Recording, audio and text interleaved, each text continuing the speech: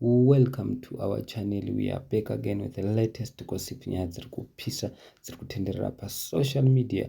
Holy10 Chematama ari kudedzera kuti I'm not happy nezvamuri kutaura neslogan yamuri kungofamba muchitaura inoti pfira dhenti. Islogan iripo mazuva ano yemumwe mufana wekumasvingo akaimba ngoma yake akati pfira dhenti. Saka Holy10 arwadziwa mushure mekunge yareleaswa song yachona achiti Zim Dancehall yadhakwa yapera. Anyora iye achiti I'm not feeling this filler dent, it's unhygienic, it's not giving.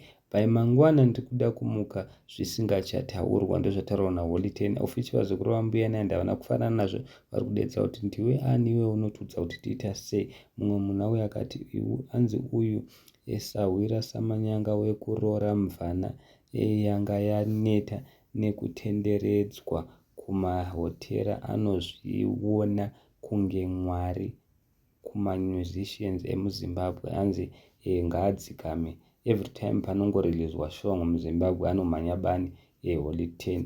Mumwe muna uya akati Chematama pfira dhenti. Mumwe muna uya akati Holy10 haana respect, why asingambo appreciate zvinoitwa nevamwe, always kusvora. The reason is iye haana kana chake chislogan. Mumwe muna uya akati I'm not on his side hangu, I like seriously zvakuboha. Varipo vamwe vanhu vari kumira naHoly10 vachiti zvakuboha zviri kunzi pfira dhenti isusu hazvisi kutinakidza, asi vamwe vanhu vari kuti zviri kutinakidza.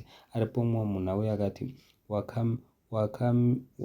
wakamira sani iwe chimbwa mupengo. Mumwe munhu akati siya vanonakirwa nazvo vanakirwa, hazvisi kumanikidzwa. Mumwe munhu akauya akati sore zvako hatitongwe nemasaladi. Mumwe munhu akati I think for the first time I'm with Holy10. Ari kutaura chokwadi. Mumwe munhu uya akati pfira dhenti rakadyiwa naVolt rawakaba, achireva Kimberly. Mumwe munhu uya akati matama anenge magaro emwana mudiki. Mumwe munhu uya akati I love Holy10 zvekudaro but pakuda kutiudzira zvekuita apo no pfira dhenti. So guys, handizivi tinoti kuti munongoziva mega. Holy10 kana asingatrend akaona paine munhu anotrend anoda kumutuka, saka auya achiti zvakuti bohwa izvi musazvitaure mangwana. Please comment down below mututse kuti which one is which.